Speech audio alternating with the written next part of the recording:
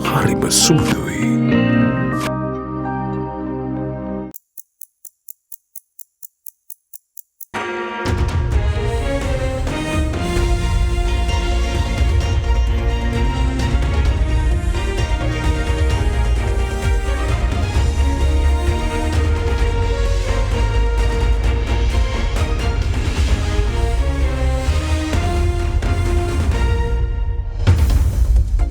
Tonight on First at 9, this Monday, the 11th of March 2024. Second chances. President agrees to arrange another meeting for the opposition with the IMF delegation after the opposition snubs the first invitation. Parliamentarian Sumanthiran, the only attendee from the opposition present. Program. I was the only member of the opposition present today. විපක්ෂයේ කණ්ඩායම් වලට අවශ්‍ය නම් ඒ සඳහා අවස්ථාවක් තවත් වරක් ලබා දෙන්න ජනාධිපතිතුමා එකඟතාවය පළ කරා. US monitors. US ambassador to Sri Lanka Julie Chang asserts that the United States will continue to monitor legislative developments in Sri Lanka that could challenge its progress on human rights and civic spaces. National carrier. 6,000 Sri Lankan Airlines jobs at risk if no progress can be shown within the next 6 months, stresses Minister in charge of Airport and Aviation.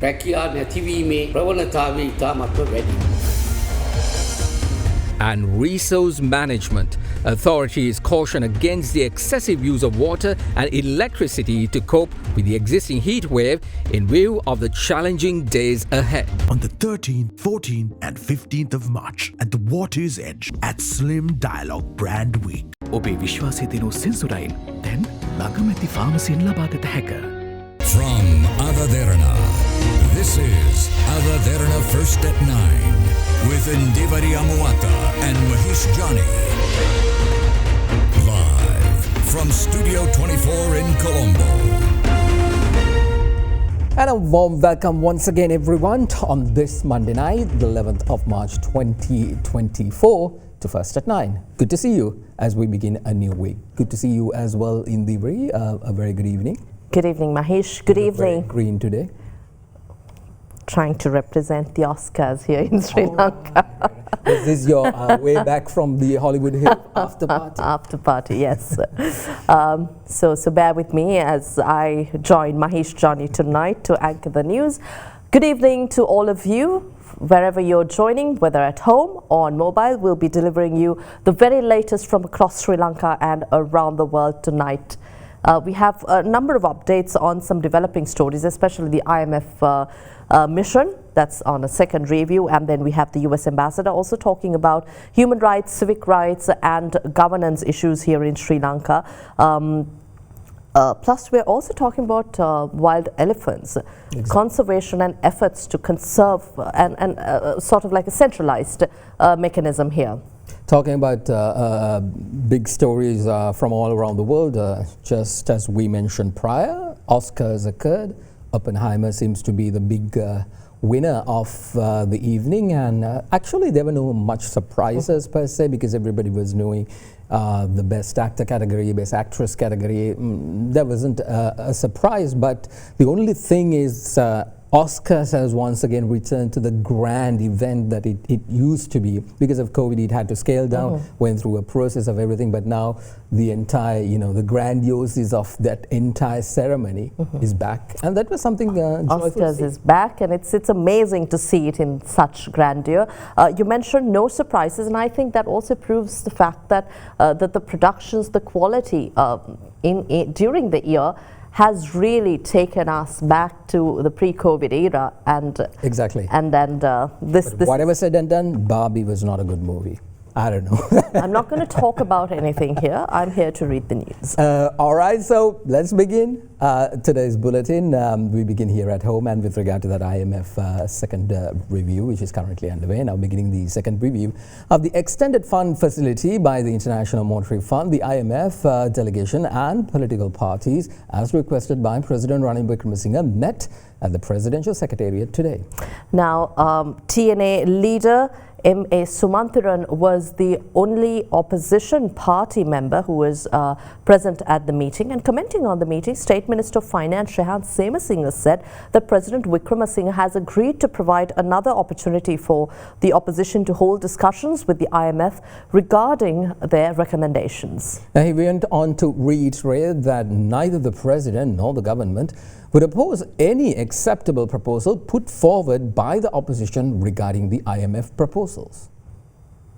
Following heavy criticism towards the IMF program from the government opposition and the National People's Power, President Ranil Wickremesinghe announced a decision to convene a meeting with leaders of selected political parties. The meeting was aimed towards discussing proposals put forth by the IMF, which dispatched a delegation to Sri Lanka to conduct the second review of the extended fund facility. Following the successful completion of the second review, the IMF is to disperse its third tranche amounting to around $330 million. However, in a letter addressed to the President's Secretary yesterday, the Opposition Leader's Secretary notified that Opposition Leader Sajith Premadasa declined the invitation extended by President Wickremesinghe. Similarly, the National People's Power also declined the invitation to participate in the meeting. However, TNA leader S. Sridharan confirmed that the Tamil National Alliance would accept the President's invitation. The meeting convened at the Presidential Secretariat today. No representatives from the SJB nor the NPP were present at the meeting. The discussion was attended by Prime Minister Dinesh Gunawardena, State Ministers of Finance Sri Singh and Ranjit Siambala-Pittiya, Chief of Presidential Staff Sagara Ratnayaka, Secretary to the President Saman Ekanayaka, Central Bank Governor Dr. Nandalal Veerasinghe, and Secretary to the Ministry of Finance Mahinda Siriwardana. Parliamentarian of the TNA, M.A. Sumandiran, was the only representative from the opposition. The President had invited the opposition party leaders for a discussion on the IMF program. I was the only member of the opposition present today. I raised number of concerns with regard to the IMF program that is being implemented. Apparently, there will be another meeting directly with the IMF. Primarily, the concern that I raised was that there is a lack of transparency with regard to these recommendations that the IMF has made, that there are no published technical assistance reports of the IMF. Those are the analytical basis as to why they make some of those recommendations. With regard to revenue increase, I raised as example the question as to why withholding tax rate was not increased. Similarly, number of other issues, particularly prior action that was identified, highlighted 15 of those that have not been done at all to date, which ought to have been completed by February 2024. And the government's response was that in discussion with the IMF, they have got extensions of time. But most importantly, the issues are with regard to these technical assistance reports that are given by the IMF to the government. IMF's policy is that they can publish it only with the consent of the government. And I asked the government whether they can give consent to the IMF to publish it, and the President and the ministers agreed that those reports can be given to us. It is only after receiving those technical assistance reports we can then decide whether this program can be supported or not. Following the discussion, State Minister of Finance Sri Singh disclosed details of the proceedings of the meeting during a media briefing. අපි දැක්කා සමගි ජන බලවේගයෙන් ආචාර්ය හර්ෂ සිල්වා මැතිතුමා කියනවා මේ Dr. Harsha De Silva of the SJB requested for information pertaining to discussions held with bondholders. We must clearly state that the government is unable to disclose such sensitive information without a final agreement. Financial advisors representing the government and bondholders are currently discussing the matter. Disclosing such sensitive information of the financial market prior to arriving at a final decision will benefit several parties on the one hand and will be disadvantageous to another set of parties on the other. The President agreed to disclose information which is not sensitive. The President also agreed to provide another change for the opposition to have a discussion with the IMF delegation according to their requirements.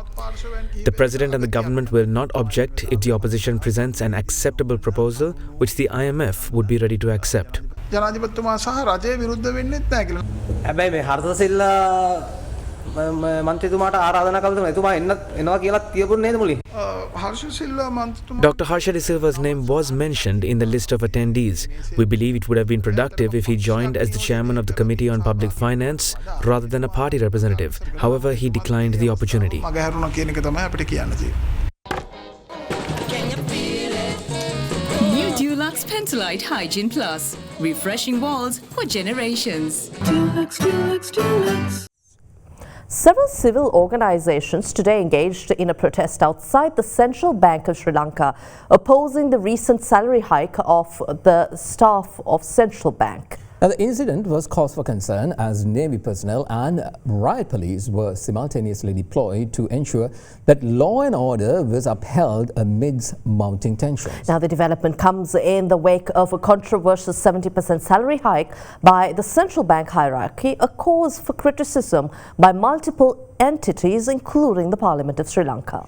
In a subsequent turn of events, the leader of Pivithuru Hela Urumaya, parliamentarian Udaya Gamanpilla, revealed that measures were initiated to present a private bill to amend the Central Bank Act. In February of this year, officials of the Central Bank of Sri Lanka took measures to increase the salaries of the CBSL employees by a substantial 70%. This transpired after the monetary authority of the country was imbued with the ability to operate independently by way of a parliamentary act. However, this salary hike was heavily criticized by parliamentarians of both the ruling party and the opposition of the country, citing an arbitrary misuse of the recently legislated independence. This resulted in a protest this morning in front of the Central Bank of Sri Lanka by several civil organizations. To ensure law and order and de-escalate the situation, Navy officers and riot police were deployed on site to ensure the safety of the central bank premises. හිතු විදියට තමයි ශ්‍රී ලංකා මහ බැංකුව වැඩ කරන්න පටන් ගන්න තියෙන්නේ. පාර්ලිමේන්තුවෙන් මේක ස්වාධීන කිරීමේ හෙනහුරා තමයි දැන් මේ පාත් වෙලා තියෙන්නේ. මේගොල්ලෝ ණය ගත්තොත් මේ මහ බැංකුවේ නිලධාරීන්ගේ පොලිය 101යි. අපි ණය ගත්තොත් 129යි. මේ ආර්ථිකය ඇති කළේ කවුද? මහ බැංකුව. වෙන කවුරුත් නෙමෙයි. With this being the backdrop to the story, leader of the Pivithuru Hela Urumaya, Member of Parliament Udaya Gamanpilla, said that plans are underway to bring in a private bill with amendments to the Central Bank Act. මේ වෙන විට අපි මේ කෙටුම්පත සිංහල ඉංග්‍රීසි සහ දෙමළ භාෂාවලින් සකස් කළා හමාරයි මේ සතිය ඇතුළත පාර්ලිමේන්තුවේ මහලේකම්වරියට මේක බාර දෙන්න අපි බලාපොරොත්තු වෙනවා. මේ පනතෙන් කාරණා දෙකක් අපි බලාපොරොත්තු වෙනවා. එකක් තමයි පසුගියදා කළ 170ක වැටුප් වැඩි කිරීම අවලංගු කරලා බල රහිත කිරීම. දෙවනුව විශේෂ වගන්තියක් ගේනවා අනාගත සියලුම වැටුප් වැඩි කිරීම සඳහා මුදල් ඇමතිවරයාගේ පූර්ව ලිඛිත එකඟතාවය ලබා ගත යුතුයි. අපි බලාපොරොත්තු තමන්ගේ කතාව ක්‍රියාවෙන් ඔප්පු කරන්න මහ බැංකු නිලධාරීන්ට උඩ පැන බැන්න සෑම මන්ත්‍රීවරයෙක්ම මේ පනත් කෙටුම්පතට සහයෝගය දීලා තමන්ගේ කතාව ක්‍රියාවෙන් ඔප්පු කරයි කියලා. US Ambassador to Sri Lanka Julie Chung asserts that the United States will continue to monitor legislative developments in Sri Lanka that could challenge the progress the country has made on human rights, reconciliation and civic space. In a post on X, the diplomat highlighted that the joint statement issued by the core group earlier this month underscored shared concerns, notably that Sri Lanka's much disputed Online Safety Act could be used to criminalize a wide range of expression, suppress dissent and undermine Sri Lanka's digital economy. The United States Mission Chief in Sri Lanka, Julie Chung, urged for comprehensive consultations between the government of Sri Lanka and other stakeholders, including civil society organizations, prior to the enactment of any legislation with potentially serious implications for fundamental freedoms and civic space in the future, with a caution that due legislative process be followed in this regard. On the 4th of March, the core group on Sri Lanka at the 55th session of the UNHRC raised concerns with regards to several legislative developments regarding human rights, reconciliation and civic space. In a joint statement, the core group, comprising of Canada, Malawi, Montenegro, North Macedonia, the United Kingdom and the United States of America, noted that certain legislative developments imposed recently have given cause for concern. As such, they noted that the Online Safety Act has the potential to severely restrict online communication and could potentially criminalize nearly all forms of expression, creating an environment that has a chilling effect on the freedom of expression. The core group thus urged the Sri Lankan government to enact amendments to align the Act with Sri Lanka's human rights obligations and commitments. Well, the Ceylon Electricity Board and the National Water Supply and Drainage Board requested the general public to consume water and electricity sparingly in view of the prevailing extreme dry weather currently experienced. Commenting further, the Water Board added that if the weather continues for another 2 months, water may have to be released on a shift basis. Parts of Sri Lanka are currently facing sweltering conditions amidst soaring temperatures and extreme heat. As a result, the general public is more prone to increase usage of electric fans and air conditioners more than usual, resulting in higher electricity consumption.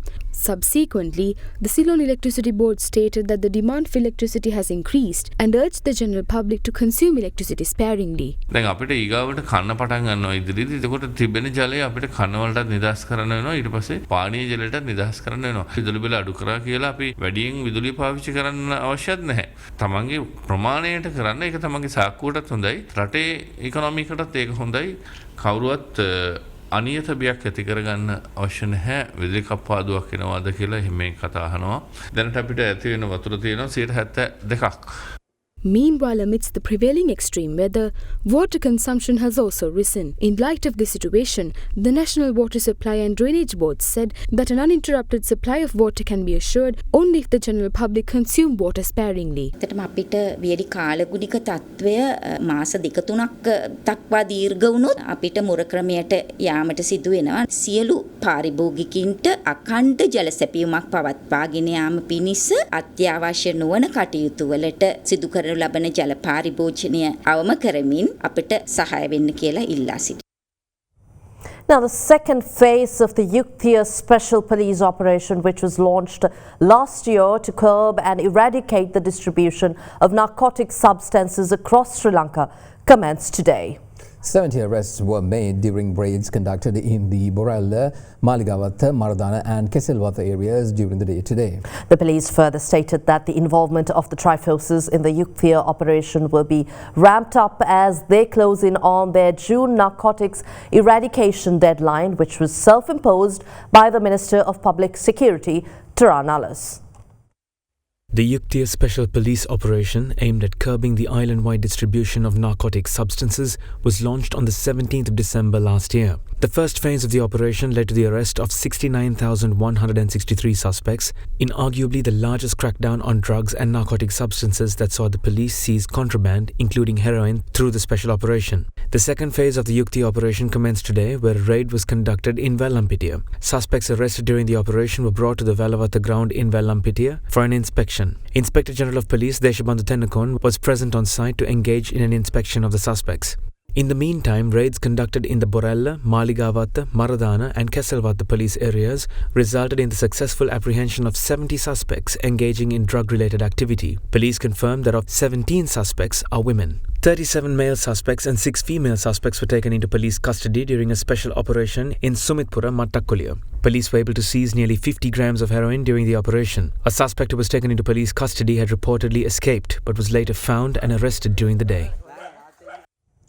In other local stories we have for you tonight, Minister of Irrigation Pavitra Wanyaracha says that the Umma Oya undergoes underground hydropower plant of 120 megawatts is now in the testing phase and will be added to the national grid in the near future. That story we will bring to you shortly, but before that we want to take you to another story that we are following tonight. Now, the Minister of Wildlife and Forest Resources Conservation, Irrigation, Pavitra Wanyarachi, says revealed that the Ministry of Finance has granted approval to deploy 4,500 multitask development officers to aid elephant fence conservation efforts within the Ministry of Wildlife. Now, joining a media briefing today, the minister stated that no new employees will be recruited for this purpose, adding that the approved multipurpose development officers are already engaged in elephant fence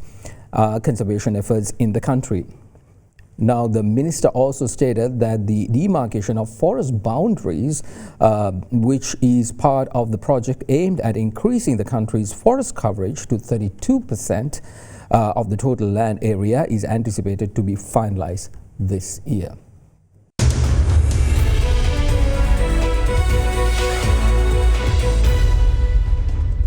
Welcome back to the news.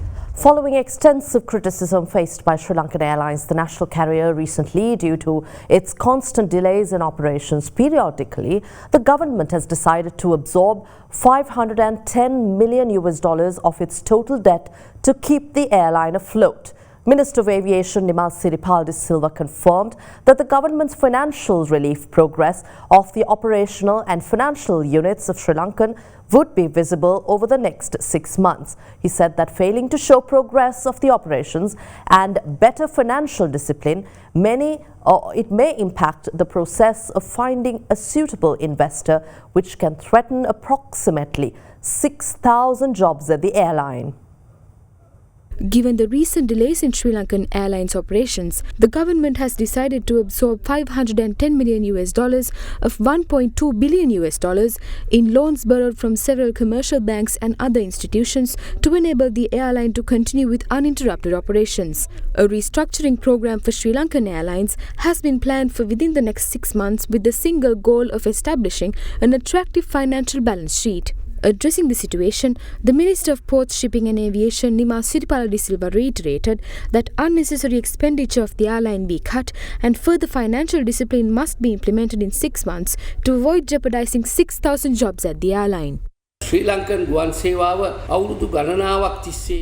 the airline continuing its commercial operations for years, there is no fund implemented for the benefit of its employees, unlike other firms. If we are unable to find suitable investors for the airline, the possibility of its employees losing their job is high. We have also requested an allocation of around $60 million for the operations of the airlines over the next 6 months. Through this series of proposals, we estimate the airline to become a more efficient entity with a lesser financial burden weighing it down. If these efforts result in a positive outcome, we can save the airline as well as the jobs of about 6,000 employees.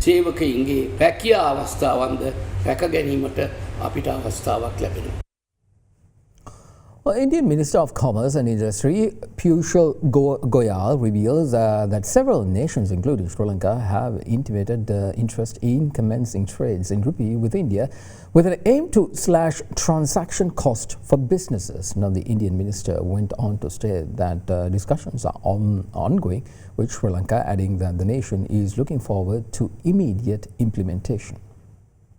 Indian Minister of Commerce and Industry Piyush Goyal highlighted that many developed and developing countries, including Bangladesh, Sri Lanka and nations within the Gulf, are keen to start trade in rupee with India as it would help cut transaction costs for business. The minister expressed confidence that the development is going to be a game-changing dimension to India's international trade. Goyash added that countries are gradually realizing that undertaking trade in domestic currencies possess several advantages. He stated that it is now picking up traction and a substantial number of countries have come forward for this arrangement and are talking to India as they would also like to initiate direct transactions between their local currency and the Indian rupee. He added that undertaking trade in other currencies leads to foreign exchange and transaction losses as there is a cost for conversion, confirming that India has already started trade in rupee with neighbouring countries including Nepal and Bhutan. He went on to state that the rupee trade mechanism has been initiated to facilitate trade in national currency with Russia, while Sri Lanka has included the Indian rupee in its list of designated foreign currencies. The minister further disclosed that changes have been made in the foreign trade policy to allow international trade settlement in Indian rupee with a view to making INR a global currency. Well, Colombo stocks continued its positive momentum, gaining for a 6th straight session during today's session. The benchmark all-share price index settled 0.72% higher at 11,025.03. The main index gained 79 points, registering a 5-month high. This session, the index was mainly backed by banking sector counters, Commercial Bank and Sampath Bank. The Union Assurance stock in Ceylon Tobacco was backed the index exceptionally well as investors displayed improved interaction due to the proximity of the ex-dividend dates. Notably, Union Assurance witnessed robust interaction influenced by the company being one of the top bidders for the sale of Sri Lanka Insurance Corporation. Tourism sector shares continued its positive sentiment in the market for yet another day today as tourist arrivals further remain strong, resulting in tourism earnings for February this year to record $345.7 million, an uptick of 113.9% year-on-year. Meanwhile, turnover was 1.95 billion rupees, 4.8% higher than the monthly average of 1.86 billion Majority contribution came from the food, beverage and tobacco, as well as diversified financial sectors for a joint contribution of 43%. Foreign investors remain net sellers, recording an outflow of 27.1 million rupees. Well, here's senior analyst from Capital Alliance, Amrit Fernando, with a few thoughts to round off our Markets in View segment for this week.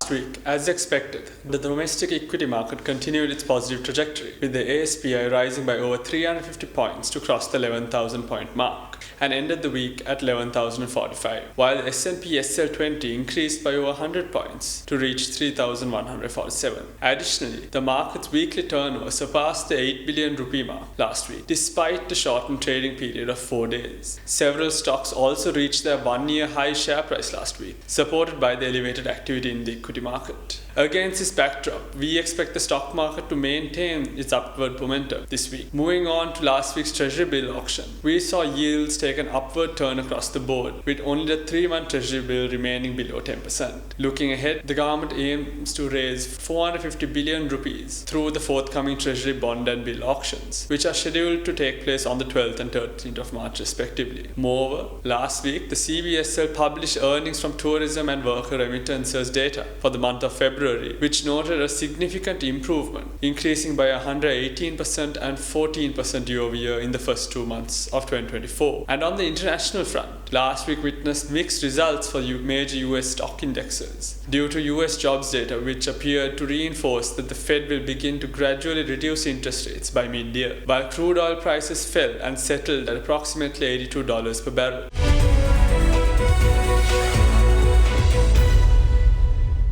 Well, Sri Lanka's rupee closed stronger at 306.95 to 307.10 to the US dollar in the spot forex market, stronger from 307.30 to 307.40 on Thursday. Here's a look at how the rupee traded across other major currencies during the day.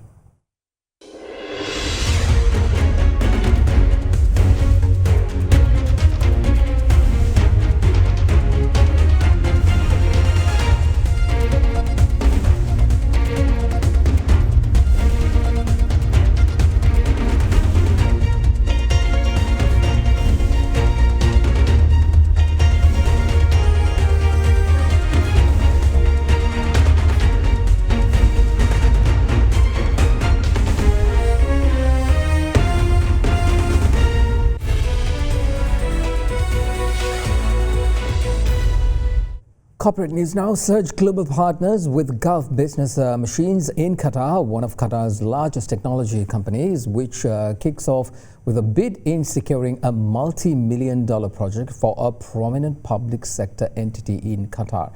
With that, here's a look at more corporate news in brief. Surge Global, a design, technology and marketing firm of Sri Lankan origin, announced its partnership with Gulf Business Machines Qatar, paving the path for securing a multi-million-dollar project for a prominent public sector entity in Qatar. The collaborative effort between Surge Global and GBM Qatar was the result of their shared expertise, dedication and a vision to provide best-in-class solutions to meet the evolving needs of the Qatari market. The multi-million-dollar government contract in Qatar represents a testament to Surge Global's and GBM Qatar's capabilities in delivering high-impact projects that make a tangible difference. Lifebuoy Shampoo announced its initiative aimed at honouring the timeless legacy of outstanding Sri Lankan women for International Women's Day 2024. In conjunction with the global theme of Inspire Inclusion, Lifebuoy Shampoo embarks on a journey to emphasize the profound contributions of women in the country. Lifebuoy aims to shine a spotlight on these overlooked voices, fostering a more empowering narrative, cultivating a community that embraces inclusivity by celebrating the invaluable influence of women across Sri Lankan history.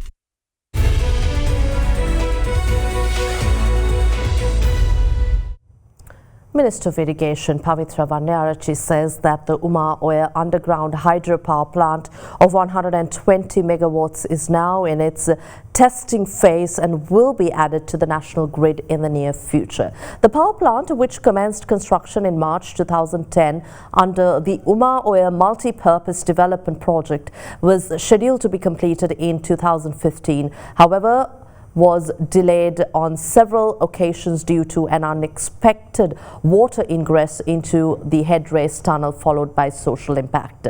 The minister said that the Wildlife Department, commenting on the department, when asked about queries on the environmental impact on India's Adani investment wind power project in Sri Lanka, said that any project will be permitted to be implemented only upon passing the environmental impact assessment here. උමාවය අපි තාම සාර්ථක ලෙස පළවන අධීර නිම කරලා ඉඩම් අක්කර 20000කට විතර අලුතෙන් ජලය පහසුකම් ලබා දීමට. With the successful conclusion of the first phase of the Umaoya project, 20,000 acres of land were provided with new water. Additionally, measures are now underway to supply drinking water facilities to the lower-lying areas of the Umaoya. Test-level rehearsals are underway to generate 120 megawatts of hydropower to be integrated into the national power system. An additional expectation is that we also supply water to 350 small tanks and 7 medium-sized tanks through the Vaiboyala project. Preparations as such are currently progressing to supply water to an area 90 kilometers northwest of the Vamadil reservoir through this project. Currently, water is supplied to within 22 kilometers northwest of the reservoir. කටයුතු ආරම්භ කරලා කටයුතු කරගෙන යන්නේ. මේ වන විට kilometre 22ක් අපි අවසන් කරලා තියෙනවා. උමම් මාර්ග සකසන්න දේශීය ආයතනද නැත්නම් විදේශීය ආයතන? මේ උමම් මාර්ග සකස් කරන්න The ADB project is funding the construction of the tunnel which are progressing. However, construction of some parts of the tunnel have come to a halt due to lack of funds as a result of the economic crisis. However, I want to reiterate, as a government, we are committed to seeing the completion of these projects through. There have been reports of environmental destruction, pollution surrounding the Adani wind power plant. When a project going to implement in this country, like development project, they have to do IEA or EIA. After doing the environmental studies, only we permit them to establish their institutions or their projects or anything. The lack part is we have to monitor the EIA conditions or IEA conditions. That is the lacking part. So that should be done. The Badul Teaching Hospital today successfully conducted Sri Lanka's first endoscopic spine surgery, where the patient is expected to make a full recovery. Meanwhile, a 16-year-old schoolboy was killed while participating in a marathon at the Tirukkovil Methodist Central College. Tensions ensued in the aftermath as allegations that insufficient medical care resulted in the boy's demise. With that, here's a look at some news across the country in brief. Notorious drug kingpin Nadun Chintaka Vikramaratne, alias Harakkata, was further remanded until the 26th of April over his failed attempt to escape from the CID on the 10th of September last year by order of the Colombo High Court. His accomplice Salindu Malshita Gunaratne, alias Kudu Salindu, was also further remanded until the 25th of March on the orders of the Panadura Magistrates Court. In other news, a team of surgeons from the Badula Teaching Hospital successfully conducted Sri Lanka's first endoscopic spine surgery. Following the successful surgery, the patient is expected to make a full recovery. In the meantime, a 16-year-old schoolboy reportedly died after collapsing while participating in a marathon held at the Tirukkovil Methodist Central College. He was immediately rushed to the Tirukkovil hospital, following which he was taken to the Akkarapattu hospital for further treatment, where he was later pronounced dead. Following his death, tensions escalated in front of the Tirukkovil hospital, where his parents and fellow students protested, alleging that the hospital failed to provide adequate medical treatment to the ailing student. Before we wrap up, with the sighting of the new crescent moon, Muslims in Sri Lanka will begin the month of Ramadan fasting from dawn tomorrow. Well, with that, we end tonight's edition of First at 9. The latest on the Oscars coming up on World News, which is coming right after. But for the moment, I'm Mahesh Johnny. And I'm Indiveri Amuatta. Have a pleasant evening. Good night.